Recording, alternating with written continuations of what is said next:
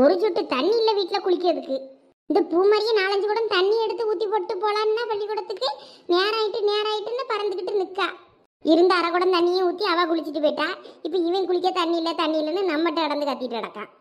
இவனை நீயே ஒரு குடம் தண்ணி எடுத்து குளிச்சுட்டு பள்ளிக்கூடத்துக்கு போகிறதா இருந்தால் போ, இல்லாட்டி எந்த அலையும் போன்னு இருக்கணும். நம்ம குடத்தை தூக்கிட்டு வந்திருக்கக்கூடாது. இதெல்லாம் வேலை வாங்கினாதான் இனிமேல் சரிப்பட்டு வரும். நம்மளை அவ்வளவும் பைத்தியக்காரி ஆக்கி விடுதுவேன். அது யார் இங்கே வந்து படுத்து கிடக்குது? ஐயே, இது தண்டபாணி அண்ணன் தானே? தண்டபாணி அண்ணன் என்னத்துக்கு இங்கட வந்து படுத்து கிடக்காரு? ஐயோ, இந்த அண்ணனுக்கு என்னாச்சுன்னு தெரியலையே, ஏன் இங்கட வந்து படுத்து கிடக்காருன்னு தெரியலையே. நேற்று லட்சுமி அக்கா வீட்டில் தானே இருந்தார் இவரு. குடிச்சிட்டு வந்தாலும் பரவாயில்லன்னு விட்டுட்டு அவளை லட்சுமி அக்காவும் மறுபடியும் இங்கட வந்து படுத்து கிடக்காரு. எதுக்கும் எழுப்பி பார்ப்போமா? தண்டபாணி அண்ணே, தண்டபாணி அண்ணே, என்ன எந்திங்க? எதுக்கு கொலாடியில் வந்து இப்படி படுத்து கிடக்கிய? என்ன அந்த எந்திக்க மாட்டேக்காரு? என்னாச்சுன்னு தெரியலையே. பேசட்டுக்கு லட்சுமி அக்காவையே கூட்டு வந்துருவோம்மா வீட்டுக்கு போய். இங்க இருந்து லட்சுமி அக்கா வீட்டுக்கு போய் அவியலை கூட்டிட்டு வர்ற நேரத்துக்கு நம்ம கொஞ்சம் தண்ணியை பிடிச்சி மூஞ்சில ஊத்துனா என்ன? அப்பயும் எந்திக்கலன்னா வேணா லட்சுமி அக்காவை போய் கூப்பிடுவோம். ஆமா, அதான் சரி. கொஞ்சம் தண்ணி அடிச்சு தண்ணியை பிடிச்சி மூஞ்சில தெளிச்சு பார்ப்போம். போத தெரியாம கிடப்பார ஒருவேளை. நான் எங்க இருக்கேன்? தண்டபணியனே, பயப்படாதீங்க, நான் தான். நீங்க ஏன் இங்க கொலாடியில வந்து படுத்து கிடக்கிய? என்னது கொலாடியா? ஆமண்ணே, நேத்து வீட்ல தானே இருந்தீங்க, வேற எப்படி இங்க கொலாடிக்கு வந்தீங்க? ஐயே, எனக்கு ஞாத்து பிள்ளை என்ன நடந்துச்சுன்னு ஒன்னும் ஞாபகம் இல்லையே. ஐயே, சரியா போச்சு போங்க தண்டபணியனே. நீங்களும் என் வீட்டுக்கார அவ்வளோரம் குடிச்சிட்டு வந்து நேத்து பண்ண அட்டகாசம் இருக்கே, பெரிய அட்டகாசம் அது. எம்மா நானா? வேற யாரு? நாங்கள் வேலை குடிச்சிட்டு உங்ககிட்ட அட்டகாசம் பண்ணனா? இல்லம்மா, இப்பெல்லாம் குடிச்சாலும் நான் அமைதியா கடந்துக்கிடுவேனே என் பொண்டாட்டிக்கு தெரியாம. வேற எப்படின்னு கேக்கே. வீட்டுக்கு போய் கேளுங்க, நீங்க என்ன குத்து பண்ணியலோ யாருக்கு தெரியும். எனக்கெல்லாம் நேத்து வந்து ஆத்திரத்துக்கு எங்க வீட்டுக்கார மண்டைய கட்டி எடுத்து பொழந்திருப்பேன். சரி, நீர் அதுவுமா நல்ல அதுவுமா அவரை ஒன்றும் பன்னெண்டாமன்னு தான் மன்னிச்சு விட்டேன். ஆளு காலையில எந்திரிச்சு இன்னும் என்கிட்ட உதவுல காப்பி கூட வாங்கி குடிக்கல. அந்த ஆளை ஓடிருச்சு ஆளு தோட்டத்துக்கு. ஐயா, சின்ன திரையா குடிச்சான். அவன் குடிக்காண்டேன்ல சொன்னான். அவனும் குடிச்சானா? எனக்கு அந்த பிராந்தி கடை வரைக்கும் போனது ஞாபகம் இருக்கு.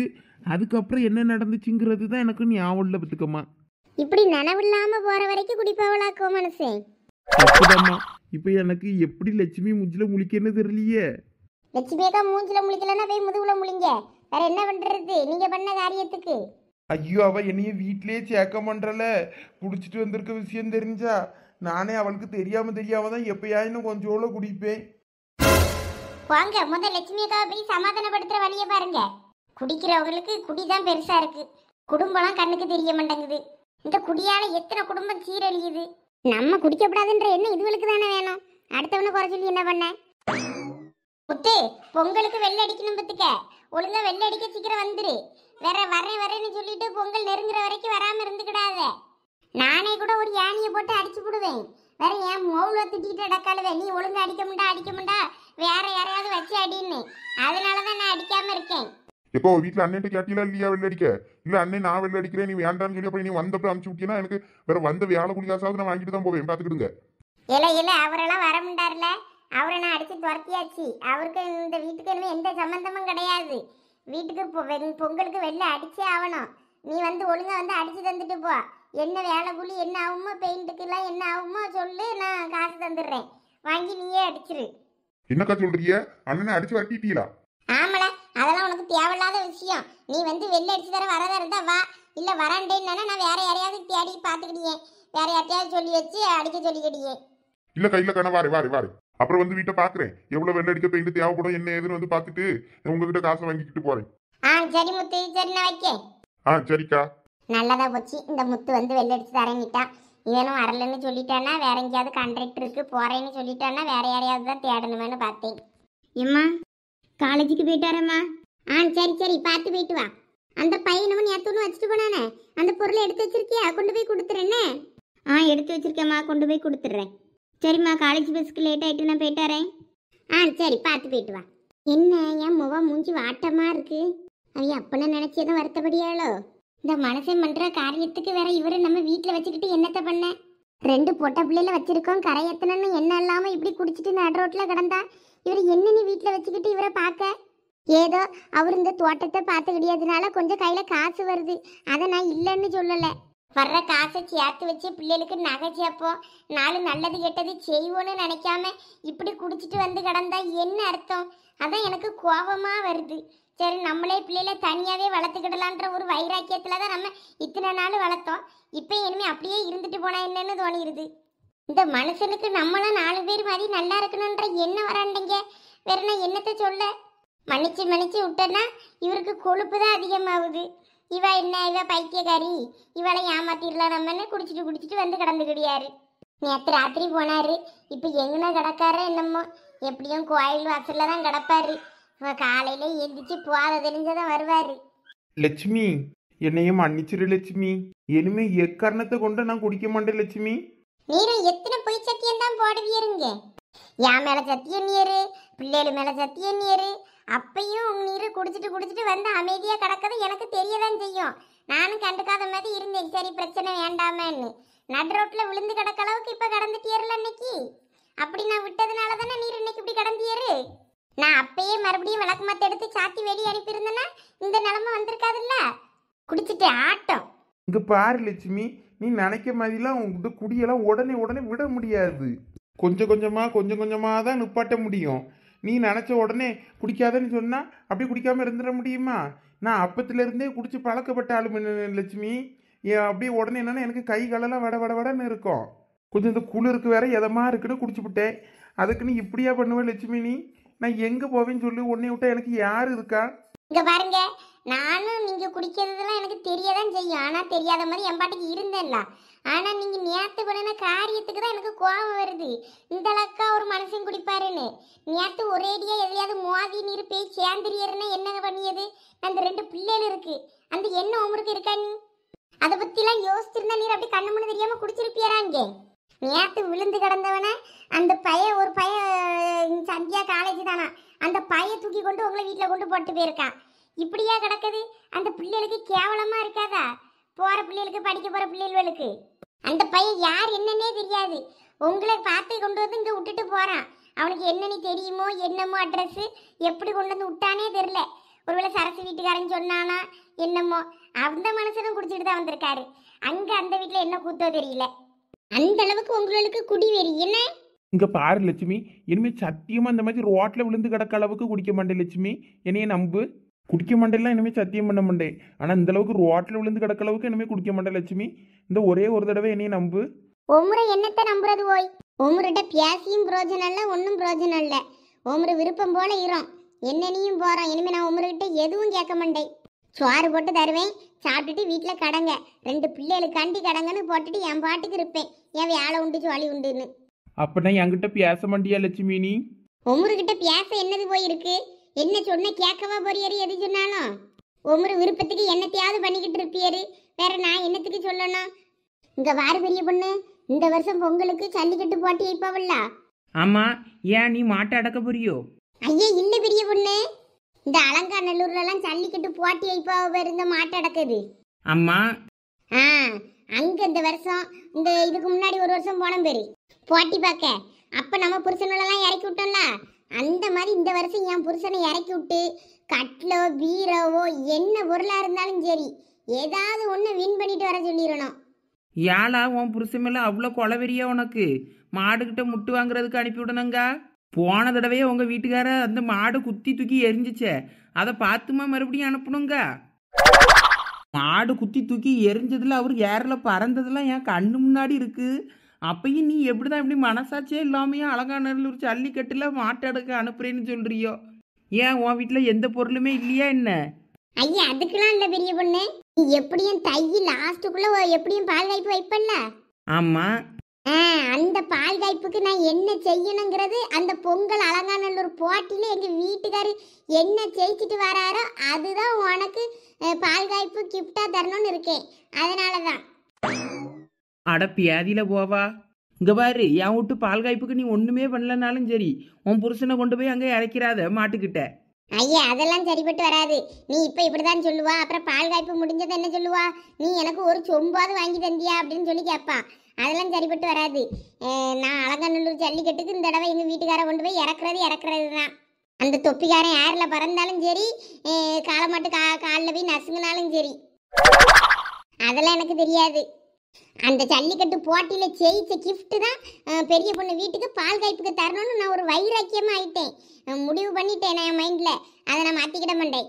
போன தடவை அவர் ஜல்லிக்கட்டில் பட்ட பாடுக்கு நீ கூப்பிட்டனா உன் தசையிலே எட்டி பக்கமாக ஓடிடுவார் பேரு. அவர் வரலன்னா என்ன, அவர் அம்மையை இறக்கி விடுவேன் ஜல்லிக்கட்டில், அது முட்டு வாங்கி சாப்பிட்டேன்னு. எல்லாம் இப்போ புரியுதுலா நீ ஒரு முடிவோட தான் இருக்கன்னு. சும்மா இரு பெரிய பொண்ணு, அப்படிலாம் ஒன்றும் இல்லை.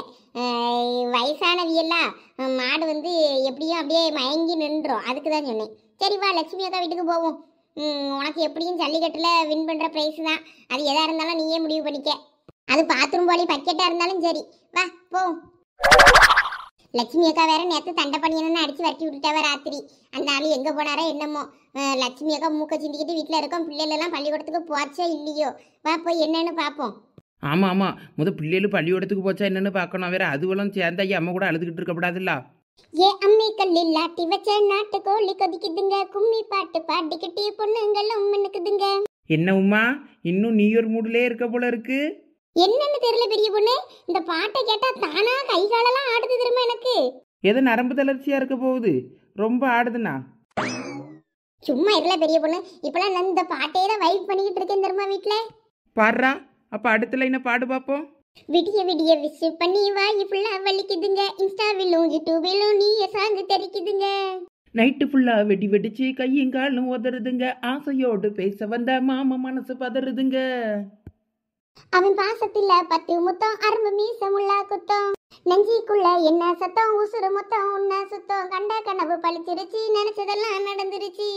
நான் தேவ கோட்டரா நீ என் பாட்டை கேட்கவா நீ, இப்ப உருகுதடாவே நீ என் தலைவன் எனக்கு தோனி.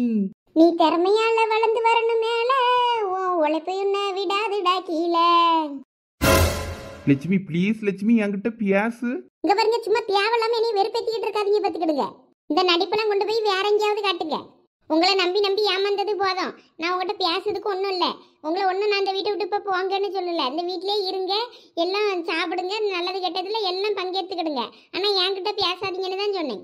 லட்சுமி அப்படி சொல்லாத லட்சுமி, என்கிட்ட பியாசு. நீ பியாசுலன்னா எப்படி எனக்கு இந்த வீட்டில் இருக்க தோணும்? அதெல்லாம் நீங்கள் குடிச்சிட்டு ரோட்டில் கடக்கிறதுக்கு முன்னாடி யோசிச்சிருக்கணும். இங்க பாரு லட்சுமி, நடந்து முடிஞ்ச விஷயத்தையே பத்தி பேசிக்கிட்டு இருக்காத. எத்தனை முறை தான் அதை சொல்லி சொல்லி காட்டுவாங்க. குடிக்கிறது ஒன்றும் அவ்வளோ பெரிய கொலை குத்தம் கிடையாது. குடிச்சிட்டு மனசு அது பாட்டுக்கு இருக்க தானே செய்யும். நான் என்ன உன்னை வந்து அடிக்கவா செஞ்சுட்டேன்? ஏதோ பெரிய கொலை குத்தம் பண்ணிட்ட மாதிரி தான் நிற்கா. நானும் எவ்வளோ தூரம் இறங்கி இறங்கி வாரேன், கேட்கல பேர். பேசலன்னப்போ எந்த அலையும் போ, நான் தோட்டத்திலே இருந்துக்கிடியே. இனிமேல் இந்த வீட்டு பக்கம் வராண்ட பேர். நீங்கள் ஒன்றும் தோட்டத்துலேயும் இருக்கண்டா, எந்த அலையும் வேணா போங்க. தோட்டம் ஏன் தோட்டம், நான் பார்த்துக்கிடியே. தோட்டத்தில் எல்லாம் விளைய போட்டது நான். எல்லாம் தை மாதம் அறுவடையில் வந்து நிற்கு. அவ்வளோத்தையும் நான் பார்த்து நான் எல்லாம் பண்ணணும். நீலாம் ஒன்றும் பண்ண முடியாது. நீ ஒன்றும் தோட்டத்துக்கு பக்கமே வந்தது கிடையாது. இப்போலாம் நான் தான் எல்லாம் பார்த்துக்கிடியேன். நீ இப்போ வந்து உரிமை கொண்டாடுறியோ? இப்போ என்ன சொல்ல வரிய? எல்லாம் நான் வேலையை போட்டேன், நான் தான் அதில் உள்ள காசு எடுத்துக்கிடுவேங்கியலோ. நான் ஒன்றும் அப்படி சொல்லலை. நான் பிள்ளைகளுக்கு தான் செய்வேன். நான் எனக்காக கொண்டு போகிறேன். நான் கொண்டுகிட்டு எங்கே போவேன்? நான் தோட்டத்தில் இருந்து தோட்டத்தை பார்த்துக்கிட்டே இங்கே, வேற ஒன்றும் இல்லை. நீ பேசலைன்னா வேற நான் வீட்டுக்கு வந்து என்ன பண்ணியது? நான் முன்னாடி நீ தோட்டத்திலே இரும்பியே, அந்த மாதிரி நான் தோட்டத்திலே இருந்துக்கிட்டே அங்கேயே சோறு பொங்கி தின்னுக்கிட்டு நீ வீட்டில் இரு. என்னமும் பண்ணுங்க. என்ன இப்ப தோட்டத்துல கிடந்தாதானே குடிச்சிட்டு அங்கனே கிடந்து ஆட்டம் போட முடியும்? வீட்டுக்கு வந்தா இவ கேள்வி கேப்பா. அந்தால நம்ம தோட்டத்திலே இருந்துக்கிடலான்னு முடிவு பண்ணிட்டியா தானே? இவா ஒரு கூறு கட்டவா. இவகிட்ட என்னத்தை சொன்னாலும் புரியாது. தூரணவுளு மனசே ஒரு நாள் சந்தோஷத்துக்கு ஏதோ குடிச்சனா சரி விடுவோன்னு விடியாளா அதே பிடிச்சி தொங்கிக்கிட்டு இருக்கா. ஏதோ குடிச்சிட்டு வந்து இவளை முடிய பிடிச்சி ரோட்ல போட்டு இழுத்து போட்டு அடிச்ச மாதிரி தான் இவ பேசியா. ஆமா அடிப்பீரு. அது வரைக்கும் என் கையை புளியங்கா வச்சுக்கிட்டு இருக்கோம்ல. லட்சு வா பெரிய பொண்ணு உமா. எக்கோ என்ன நடக்குதுங்க? தண்டபாணி என்னன்னா உங்க காலில் விழுந்து கதறாருல. நீங்க மன்னிச்சிட்டு விட்டுற வேண்டியது தானே. எதுக்கு நீங்க மறுபடியும் கோவப்படுறீங்க? அதனால தானே அவரு மறுபடியும் இப்படி கோவப்பட்டுக்கிட்டு போறாரு. இல்லை இவரை பத்தி உங்களுக்கு தெரியல. நானும் உங்கள்கிட்ட சொல்லல. தினமும் குடிச்சிட்டு தான் வராரு. ஒரு சில நாள் குடிச்சிட்டு அது பாட்டுக்கு வந்து படுத்துக்கிட்டியாரு சோறு வேண்டான்னு சொல்லிக்கிட்டு. நானும் எனக்கு அந்த வாடை அடிக்கும் பத்துக்க. சரி என்னமோ குடிச்சிட்டு வெளியே சாப்பிட்டுட்டு வந்திருப்பாரு போல நானும் விட்டுறியது பத்துக்க. இன்னைக்கு குடிச்சிட்டு ரோட்ல இப்படி விழுந்து கிடந்திருக்காரு. உங்களுக்கு தெரியுமா என்னன்னு தெரியல. சரசு மாப்பிள்ளையும் என் வீட்டுக்காரரும் சேர்ந்து குடிச்சிட்டு வண்டியை கொண்டு போய் மரத்து மேலே விட்டு கவுந்து கிடந்திருக்கு. அதான் இந்த பையன் யாரு? சந்தியா காலேஜில் படிக்கான அந்த பையன் இப்போ யாருன்னு தெரியல. அந்த பையதான் கொண்டு வந்து வீட்டில் கொண்டு போட்டிருக்கான் 2 பேரையும். இப்படி ரோட்ல குடிச்சிட்டு விழுந்து கிடந்தா எப்படி பெரிய பொண்ணு நான் சும்மா இருக்க சொல்லு? லட்சு நாங்கள் தான் நேற்று ராத்திரி நடந்த கூத்தெல்லாம் பார்த்துக்கிட்டு தானே இருந்தோம். நீங்களும் என்ன சரக்கு அடிச்சிருந்திய? உங்களுக்கு எல்லாம் மறந்து போச்சா என்ன? ஐயா ஆமல்ல, நீங்களும் 2 பேரும் வந்தியெல்லாம் அவர் போட்ட ஆட்டத்தை பார்க்க தானே செஞ்சு நீங்கள் என்ன? நான் தான் மறந்துட்டேன். நேற்று அண்ணன் போட்ட ஆட்டத்துல இருந்து எனக்கு இன்னும் அந்த பாட்டு மறக்க மாட்டேங்குது. ஆமாம், இப்போ கூட நாங்கள் பாடிக்கிட்டு ஆடிக்கிட்டே தான் தெருவழியே வந்தோம். எது அந்த 12 மணி ஆயிருச்சு, கண்ணு 2 முள்ளிச்சிருச்சு, 10 கிலோ கேக்கு வெட்ட புள்ளி எல்லாம் கூட்டிருச்சுன்னு ஆடிட்டு நடந்தாரு. அதுவா? அட லட்சு, எங்களை விட சூப்பரா பாடுறீங்களே. போங்களா தூரம் வயிற்றுல கலப்பாதீங்க. எங்க லட்சு பிள்ளைகள்லாம் பள்ளிக்கூடத்துக்கு போயிருச்சுங்களா? ஆமா, அதுவளுக்கு சோத்த கட்டி பள்ளிக்கூடத்துக்கு காலையில அனுப்பி விட்டுட்டேன். புது வருஷம் அதுவுமா நாள் பள்ளிக்கூடத்துக்கு போகண்டேலாம் சொல்லக்கூடாது, 2 பேரும் ஒழுங்கா ஓடுங்கன்னு சொல்லி பத்தி விட்டுட்டேன். அதான் நாங்கள் பார்க்க வந்தோம். எங்கள் தண்டை பணி என்ன வேற வீட்டுக்கு வந்தாரா வரலையா தெரியலையா, பிள்ளைகளெல்லாம் பள்ளிக்கூடத்துக்கு போச்சுங்களோ இல்லையோ, எல்லாம் முக்கால அழுதுட்டு அடக்கல என்னமோ. சரி பார்த்துட்டு வரலாமேன்னு தான் நாங்கள் 2 பேரும் வந்தோம். பரவாயில்லலா, நீங்களும் இல்லாத எட்டி பார்க்க வந்தியல. இந்த இப்பதான் நான் பொங்கலுக்கு வெள்ளை அடிக்கிறதுக்கு இந்த ஆள் வர சொல்லியிருக்கேன். கொஞ்சம் இந்த பொருளெல்லாம் எடுத்து வெளியே வைக்கணும் பார்த்துக்க. கொஞ்சம் உதவி பண்ணுவீங்களா எனக்கு? அடலச்சு, உதவியெல்லாம் பண்ணுறோம். சாப்பாடு மட்டும் எங்களுக்கு நீங்கள் செஞ்சு தந்துருங்க. இல்லை ஆர்டர் பண்ணி தந்தாலும் சரி தான், நாங்கள் தின்னுக்கிடுவோம். அவ்வளோதான். சோத்துக்கு செத்தவா? சரி சரி, ஏதாவது செஞ்சு தாரேன். அப்போ சரி, வாங்க வேலையை பார்ப்போம். எப்போ எல்லாரும் லிசன் பண்ணுங்க கொஞ்சம். என்ன வந்த குந்தானிக்கு சொல்லு ரம்யா. எல்லாரும் லஞ்ச் பிரேக்குக்கு அப்புறம் எல்லாரும் கம்ப்யூட்டர் லேபுக்கு போகணுமா? ஸோ சீக்கிரம் சாப்பிட்டு முடிச்சிருங்க. கம்ப்யூட்டர் சயின்ஸ் மிஸ் இப்பதான் சொல்லி விட்டாங்க. இப்போ ரம்யா, லஞ்ச் பிரேக்குக்கு அப்புறமா இங்கிலீஷ் பீரியட் நீ என்ன லேபுக்கு போனாங்க? அதெல்லாம் எனக்கு தெரியாது. இப்பதான் சொன்னாங்க. நான் ஹேண்ட் வாஷ் பண்ணிட்டு வரும்போது தான் பார்த்துட்டு கம்ப்யூட்டர் மிஸ் தான் சொன்னாங்க, அவ்வளோரையும் லேபுக்கு கூப்பிட்டு வந்துட்டு ப்ராக்டிக்கல் இருக்குன்னு. கம்ப்யூட்டர் மிஸ் ஸ்டைலாக தான் பேசுவாங்க மேடம். இங்க பாரு, சும்மா என்கிட்ட கேள்வி கேட்டுக்கிட்டு இருக்காத. எதா இருந்தாலும் நீ கம்ப்யூட்டர் மிஸ்டே போய் கேளு. குமாரி விடு, எதுக்கு நீ இந்த சிடு மூஞ்சிட்டுலாம் கேட்டுக்கிட்டு இருக்கா? ஒருவேளை இங்கிலீஷ் டீச்சர்ட்ட இருந்து வாங்கியிருப்பாங்களோ கம்ப்யூட்டர் மிஸ் பீட இருக்கலாம். கம்ப்யூட்டர் லேபுக்கு போறது கூட நல்லா ஜாலியாக தான் இருக்கும். ரொம்ப நாள் ஆகிப்போச்சு கம்ப்யூட்டர் லேபுக்கு போய். போன வருஷம் போனது. எவை இன்னும் நீ காலையில இருந்து இந்த டைலாக்கை விடலையாவ? எப்ப பார்த்தாலும் உன்னைய போன வருஷம் பார்த்தது, இந்த வருஷம் தான் உன்னைய பார்க்கேங்க. போன வருஷம் தின்னது, இந்த வருஷம் தான் உன் கையால திங்கேங்க. இப்படி மாறி மாறி போன வருஷம் நீ இழுக்காதவ, காது வலிக்குது. ஆமா, போன வருஷம் 2023 லேபுக்கு போனது, இந்த வருஷம் 2024 தானே நான் லேபுக்கு போறேன். அப்ப அது போன வருஷம் போனது தானே. நான் செஞ்சு வச்ச ப்ரோக்ராம் எல்லாமே கம்ப்யூட்டர்ல இருக்கான்னு பார்க்கணும். போன வருஷம் பார்த்தது, இந்த வருஷம் இருக்கான்னு நான் தெரிஞ்சுக்கிடாண்டாமா? எப்ப என்ன கொஞ்ச நேரம் நான் உன் கூட இருந்தேன்னு எனக்கு கிறுக்கு பிடிச்சிரும். நான் சாப்பிட்ட கை கழுவ போறேன், வரியா இல்லையா?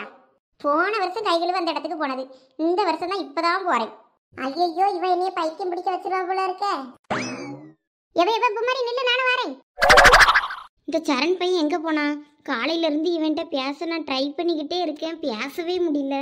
இன்னைக்கு இவன்கிட்ட எப்படியாவது பேசியே ஆகணும். எடி சந்தி, அங்கே என்ன பண்ணுற?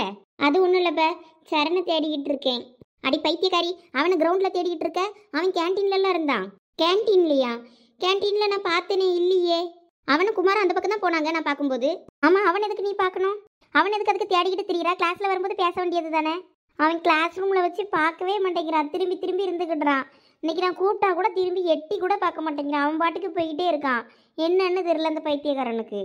அதான் அவனை தேடி அலைஞ்சிட்டு இருக்கேன். ஓஹோ, அவனுக்கு தான் இந்த கிஃப்டா? ஆமாம், அவனுக்கு தான். ஓ ரைட், நடக்கட்டும். சரி, ஓகே, பாய். எவன் நீ நினைக்கும் போதெல்லாம் ஒன்றும் இல்லைப்ப. நம்பிட்டேன். நம்ம சொல்கிறத ஒரு பைக்கையும் நம்பாது. இந்த பயலை வேற காணும். பார்த்தா பேச கூட மாட்டேங்க. ஏன் எதுக்குன்னு தெரில. ஒருவேளை அவன் பேச வரும்போது நான் இப்படி தான் மூஞ்ச திருப்பிக்கிட்டு போனேன். அதனால ஒருவேளை நம்மளும் பேச போகும்போது அதனால மூஞ்ச திருப்பிக்கிட்டு போகணும்னு போறானோ? இல்ல சரியான தானே நீ சும்மா இருல சரணு. நடக்கட்டும். இல்ல சரணு, அங்க பாரு சந்தியா. இல்ல சரணு, ஒரு நிமிஷம் எல்லாம்.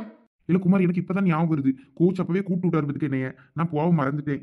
நீ கிளாஸ்க்கு போயிட்டு நான் கோச்சை பார்த்துட்டு வந்துடுறேன். ஃபுட்பால் டீம் ஏதோ அரேஞ்ச் பண்ண என்னமோ சொல்லிட்டு இருந்தாரு. இல்ல சரண், ஒரு நிமிஷம் நில்லு, உன்கிட்ட தான் பேசணும். இல்ல கொஞ்சம் நில்லுல, அதான் பேசணும்னு சொல்றாள்ல. இங்க பாருல குமார், அவகிட்ட பேச எனக்கு எதுவும் இல்ல. அதனால நான் கிளம்புறேன். அவளை என்கிட்ட ஒன்றும் பேச வேண்டாம்னு சொல்லு. அவளை யாராவது இந்த காலேஜ்ல டிஸ்டர்ப் பண்ணாங்கன்னா மட்டும் சொல்லு, நான் பாத்துக்கிறேன். அவ்வளவுதான். மற்றபடி அவகிட்ட பேச எனக்கு எதுவும் இல்ல. இல்ல சத்தமா பேசாத, அவளுக்கு கேட்டுற போகுது. அவளுக்கு கேட்கட்டுன்னு தான் பேசுறேன். இங்க பாரு குமாரு, அவனோட உதவி ஒன்றும் எனக்கு தேவைப்படாதுன்னு சொல்லு. அந்த கிஃப்ட் அவனோடது தான், அவங்கிட்டே கொடுத்துரு. இந்த காலேஜில் என்னைய பார்த்துக்க எனக்கு தெரியும், யாரும் என்னைய பார்த்துக்க தேவையில்ல. இந்த கிஃப்ட்டை நேற்று எங்கள் வீட்டுக்கு வரும்போது தெரியாமல் வச்சுட்டு போயிட்டான், அதான் கொடுக்கறதுக்கு வந்தேன், வேற ஒன்றும் இல்லை. இனிமே வந்து சும்மா தொல்லை பண்ண மாட்டேன்னு சொல்லிடு. சந்தியா, என்னல சரணு நடக்குதுங்க? ஒன்றும் இல்லை குமார், இந்த gift நீ அவளுக்கு வாங்கினது தானே? எதுக்கு அவ இப்போ இதை திருப்பி தந்துட்டு போறா? ஏன் ரெண்டு பேருக்கும் சண்டையா என்ன? இல்லைல்ல குமார், நேற்று ரொம்ப ஆசையாக அவங்க வீட்டுக்கு போனேன் பார்த்துக்க, நியூ இயர் விஷயம் அவகிட்ட இருந்து வாங்கலாம் அப்படின்னு சொல்லிட்டு. எப்படியாவது ஒரு தடவை பார்த்துட்டு வந்துடலாம் ஃபர்ஸ்ட் நாள் ஆச்சுன்னு சொல்லிட்டு போனேன். சரி, அவங்க வீட்டில் என்னமோ பிரச்சனை என்னன்னு தெரியல. அவள் பேச மாட்டேனிட்டா, பிளாக் பண்ணி எல்லாத்துலேயுமே நீ பிளாக் பண்ணிட்டா. அதனால தான் நான் ஃபஸ்ட்டு நேரில் பார்க்கலான்னு சொல்லிட்டே போனேன். இல்லாட்டினா வீடியோ கால்லே பார்த்துட்டு இருந்திருப்பேன். சரி, இப்போ அதனால என்ன பிரச்சனை? நேரில் பார்க்கும்போது அவங்க வீட்டில் பார்த்துட்டாங்களா என்ன? இல்லை அதெல்லாம் ஒன்றும் பிரச்சனை இல்லை. அவங்க வீட்டில் தான் தெரியும்ல என்னைய, கோயில் கொடை கூட அவங்க வீட்டில் கூப்பிட்டு போனாங்களே. அந்த அவங்க அம்மாக்கெல்லாம் என்னைய நல்லா தெரியுன்றதுனால நல்லா தான் பேசினாங்க. சந்தியாவை வந்து அன்னைக்கு என்கிட்ட இன்ட்ரடியூஸ் பண்ணி வச்சாங்க. ஆனால் ஒரு தங்கச்சி மாதிரி பார்த்துக்க அப்படின்னு சொல்லிட்டாங்க. அதான் எனக்கு கொஞ்சம் கஷ்டமாக போச்சு. அவங்க என்னைய இவ்வளோ நல்லா வீட்டுக்கு கூப்பிட்டு நல்லா உட்கார வச்சு என்னை அவ்வளோ அழகாக பார்த்துக்கிறாங்க. வேற நான் அவங்க பொண்ணையே நான் விரும்புகிறேன்னு சொல்லி நாளைக்கு சொன்னேன்னா அவங்க என்னை என்ன நினைப்பாங்க? அதனால தான் சரி நம்மளே விலகிடலாம் அப்படின்னு முடிவு பண்ணிட்டேன். உனக்கு என்ன கிறுக்காலா பிடிச்சிருக்கு? ஏன் குமார் இவ்வளோ கோவப்படுற? உன்னை என்ன சொல்லி திட்டனே எனக்கு தெரியல. இல்லை குமார், ஒரே காலேஜ்னு தான் அவங்க அம்மாவுக்கு தெரியும். நாங்கள் ரெண்டு பேரும் ஒரே கிளாஸில் படிக்கிறோன்னு சொல்லவே இல்லை. அவளும் என்னைய தெரிஞ்ச மாதிரி காட்டிக்கல, நானும் அவளை தெரிஞ்ச மாதிரி காட்டிக்கல.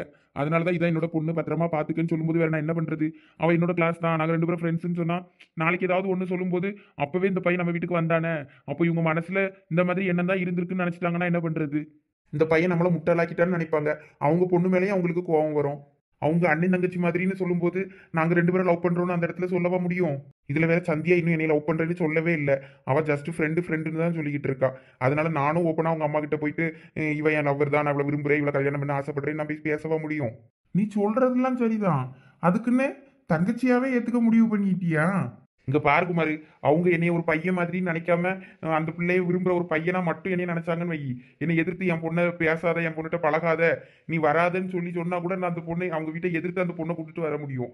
ஆனா பையன் மாதிரின்னு சொல்லி அன்பால பேசும்போது நம்ம அந்த அன்புக்கு கட்டுப்பட்டு நின்றுதான் ஆகணும். போடா, நீ என்னதான் காரணம் சொன்னாலும் என்னையெல்லாம் ஏத்துக்க முடியாது.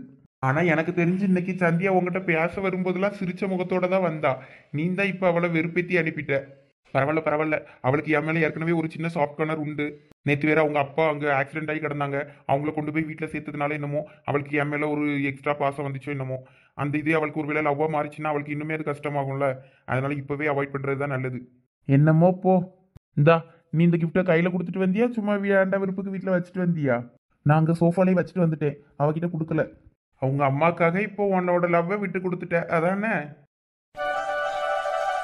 என்ன இவா வாயை புலந்துக்கிட்டு நிற்கா? எல உமா, உமா, என்ன பெரிய பொண்ணு?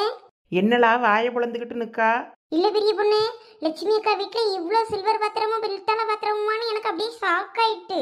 எல்லாம் இதெல்லாம் எங்க அம்மா வச்சிருந்த பொருள் அவ்வளவும். இதெல்லாம் நம்ம என்ன உபயோகமா படுத்த போறோம்னு அங்க மேலதுக்கு போட்டு வச்சிருந்தேன் பரன்ல. சரி, இனிமே பொங்கலுக்கு வீடு கிளீன் பண்ணணும்ல, எல்லாம் தூசி அடைஞ்சவே இருக்கும். கொஞ்சம் எல்லாத்தையும் கழுவி கவுத்தி காய வச்சு மறுபடியும் மேலே எடுத்து வச்சுட்டோன்னு வை.